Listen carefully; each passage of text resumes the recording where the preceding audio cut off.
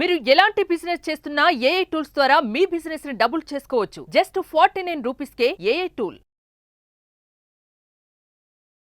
Hi అండి, అందరికీ నమస్కారం. నేను మీ వేణుగోపాల్ రెడ్డి. మీ అందరికీ కూడా మొట్టమొదటిగా నూతన సంవత్సర శుభాకాంక్షలు తెలియజేస్తున్నామండి. ఈరోజు 2025లోకి మనం ఎంటర్ అయిపోయినాం. 2025లో పేరెంట్స్, విద్యార్థులు రకరకాల అప్రహెన్షన్స్తో కూడుకున్నటువంటి పరిస్థితిలో ఉన్నారనమాట.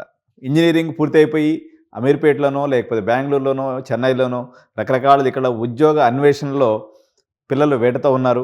అదేవిధంగా యుఎస్కి పోయేసి ఎంఎస్ కంప్లీట్ చేసుకొని అక్కడ ఉద్యోగాలు రాక నానా ఇబ్బందులు పడుతున్నటువంటి పరిస్థితి.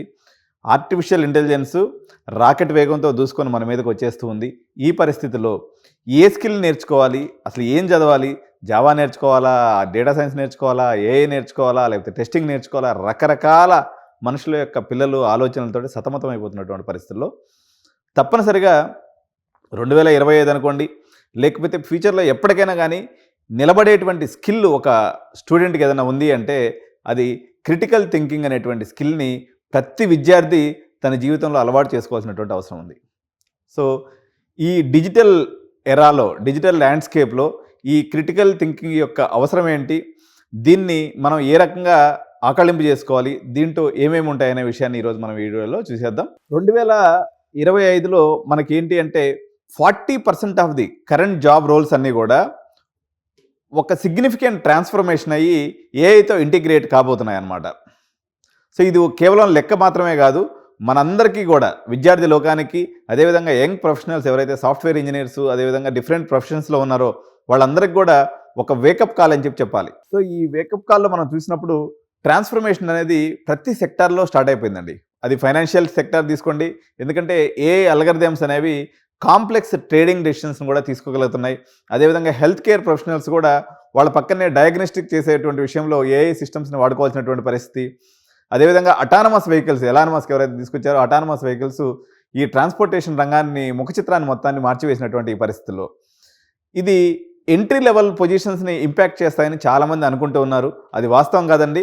ఇది మొత్తం ఎంటైర్ ఆర్గనైజేషన్ స్ట్రక్చర్నే మార్చివేయబోతూ ఉంది. సో ఈ పరిస్థితుల్లో 78% మంది ఎవరైతే బిజినెస్ లీడర్స్ ఉన్నారో వాళ్ళు ఏఐ ఆటోమేషన్ అనేది న్యూ స్కిల్స్ని, న్యూ రోల్స్ని ఎవరైతే అడాప్ట్ చేసుకుంటారో వాళ్ళు మాత్రమే సస్టైన్ అయ్యేటువంటి పరిస్థితి ఉందని చెప్పేసి ఈ విషయాన్ని తెలియజేస్తున్నారు. సో ఈ పరిస్థితుల్లో క్రిటికల్ థింకింగ్ అనేది చాలామంది అనుకుంటూ ఉంటారు స్మార్ట్గా ఉంటాం అని చెప్పేసి. It is not about only smartness అండి.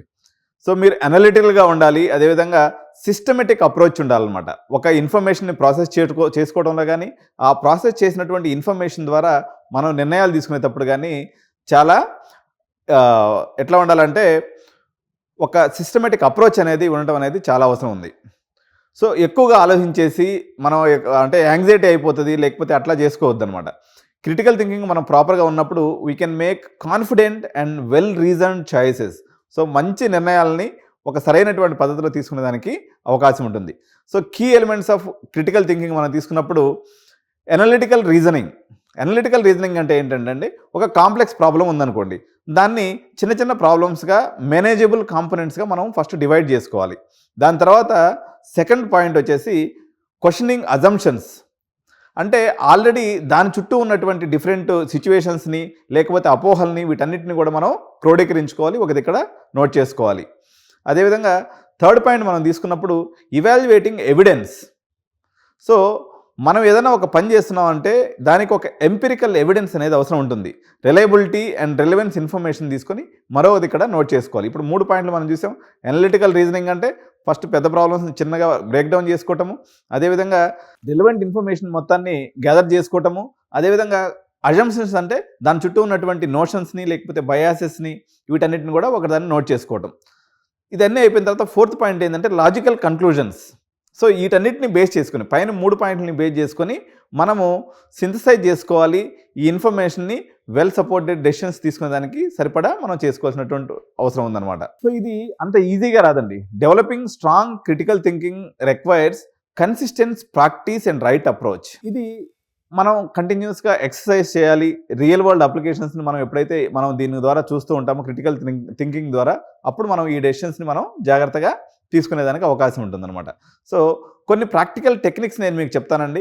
ఇప్పుడు ఈ క్రిటికల్ థింకింగ్ డెవలప్ చేసుకోవాలన్నట్లయితే ఫస్ట్ మనం ఏం చేయాలి, మనము ఒక ప్రాబ్లమ్ని ఐడెంటిఫై చేసుకోవాలి. ఏదైతే ప్రాబ్లం ఉందో దాని యొక్క కాంటెక్స్ట్ ఏదైతే ఉందో, ఇది ఏ సందర్భంలో ఈ ప్రాబ్లం అనేది ఏర్పడింది అనేది మనం గుర్తించుకొని దాన్ని ఆ యొక్క ప్రాబ్లమ్ని సార్ట్అవుట్ చేసుకోవడానికి అవసరమైనటువంటి పాజిబుల్ స్ట్రాటజీస్ ఏదైతే ఉన్నాయో వాటన్నిటిని కూడా మనం బ్రేక్ డౌన్ చేసుకొని రాసుకోవాల్సినటువంటి అవసరం ఉందన్నమాట.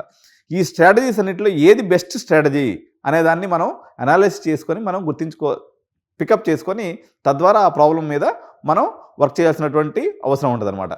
సో కొన్ని రిజల్ట్స్ వస్తాయి కదా, ఇట్లా మనం ప్రాబ్లమ్ సాల్వ్ చేసేటప్పుడు మళ్ళీ ఒకసారి వెనక్కి చూసుకొని ఏదైనా తప్పు జరిగినట్లయితే జరిగినటువంటి తప్పులో నుంచి మళ్ళీ మనం కొన్ని పాయింట్స్ నోట్ చేసుకొని బెస్ట్ రిజల్ట్స్ కోసం మళ్ళీ నెక్స్ట్ అటెంప్ట్ అనేది చేయాల్సి ఉంటుంది. సో ఈ క్రిటికల్ థింకింగ్లో మరో ఇంపార్టెంట్ పాయింట్ ఏంటంటే సోక్రాటిక్ క్వశ్చనింగ్ అనేది ఇంకొక పాయింట్ అనమాట. ఈ సోక్రాటిక్ క్వశ్చనింగ్లో ఒక ప్రాబ్లమ్ని మనం 4 రకాలుగా మనల్ని మనం క్వశ్చన్ చేసుకోవాలి. సో మనం ఈ ప్రాబ్లమ్ని ఈ సొల్యూషన్ ద్వారా వెళ్ళదలుచుకున్నప్పుడు దానికి సపోర్టింగ్ ఎవిడెన్స్ ఏముందనేది మనం చెక్ చేసుకోవాలి. ఈ రకంగా కాకుండా మరి ఎన్ని రకాలుగా దీన్ని ప్రాబ్లమ్ సాల్వ్ చేయొచ్చు, what are the alternative perspectives exist అనేదాన్ని మనం చూసుకోవాల్సి ఉంటుంది. ఒకవేళ మనం ఎంచుకున్నటువంటి రూట్లో ఈ ప్రాబ్లమ్ కానీ సాల్వ్ చేస్తే ఎటువంటి ఇంప్లికేషన్స్, ఎటువంటి పరిణామాలు వస్తాయనేది కూడా మనము ఈ క్వశ్చన్ చేసుకోవాల్సినటువంటి అవసరం ఉంటుంది. అదేవిధంగా ఈ రకంగా ముందుకెళ్ళడం ద్వారా మన కెరియర్లో ఏ రకంగా గ్రోత్ పొందుతాం అనేది కూడా మనం అనాలిసిస్ చేసుకోవాల్సినటువంటి అవసరం ఉంది. సరే, ఎందుకు అసలు ఈ క్రిటికల్ థింకింగ్ మనం నేర్చుకోవాలి? మనం కాలేజీకి పోతాము, మనం గోకరాజుకు పోతాం, సిబిఐటికి పోతాం, లేకపోతే ఎస్ఆర్ఎం పోతాం, విట్టుకు పోతాం, మనం మొత్తం చదివేసుకుంటాం, దాని మీద ఉద్యోగం చేసేసుకుంటాం అంటే నేను ఒక విషయం మీ అందరికీ చెప్తున్నా. ఈరోజు ఏదైతే ఒక 100 జాబ్స్ మనకు కానీ ఒక కంపెనీలో ఉన్నప్పుడు 85% ఆఫ్ ది జాబ్స్ 2030కి వచ్చేసరికి అసలు ఈ జాబ్ రోల్ అనేది ఉండదు. మరి ఎటువంటి జాబ్ రోల్ ఉంటుందా అంటే అది ఇంకా కనిపెట్టబడలేదు. ఆర్టిఫిషియల్ ఇంటెలిజెన్స్ రూపంలో లేకపోతే ఇది కనిపెట్టవలసి ఉంది. అంటే మీరు 2030లో చేయబడేటువంటి జాబు యొక్క రోల్ అనేది ఇప్పటి వరకు కనిపెట్టబడలేదు. ఇప్పుడు కనిపెట్టేటువంటి ఏదైతే ఇన్వెన్షన్స్ ఉన్నాయో ఆ ఇన్వెన్షన్స్ మీద పనిచేయాల్సి ఉంటుంది. మేము నేరుగా బిఐటి కాలేజీలో చేరేసి ఇప్పుడున్నటువంటి బుక్స్ని, యూస్ కేసెస్ని, స్టడీస్ని మొత్తం చదివేసేస్తాం మేము మొత్తం కాదు.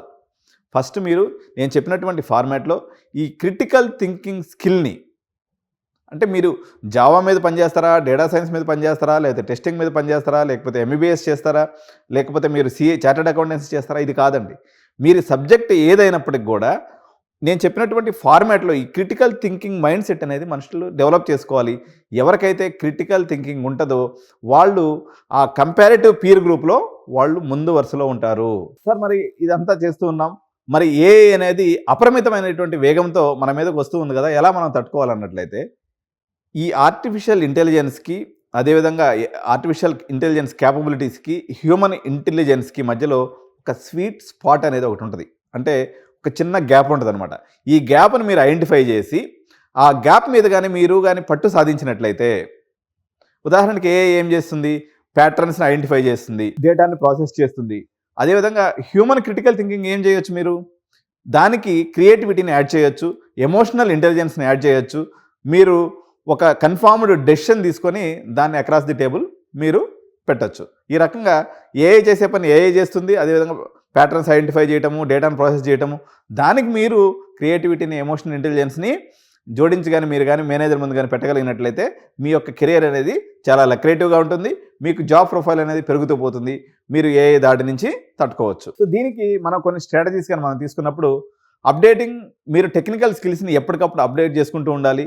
ఇంకోటి ఏంటంటే డెవలపింగ్ క్రాస్ ఫంక్షనల్ ఎక్స్పర్టైజ్. ఈ విషయాన్ని ముందుగానే గ్రహించినటువంటి మోడీ ప్రభుత్వం నేషనల్ ఎడ్యుకేషన్ పాలసీని తీసుకొచ్చింది.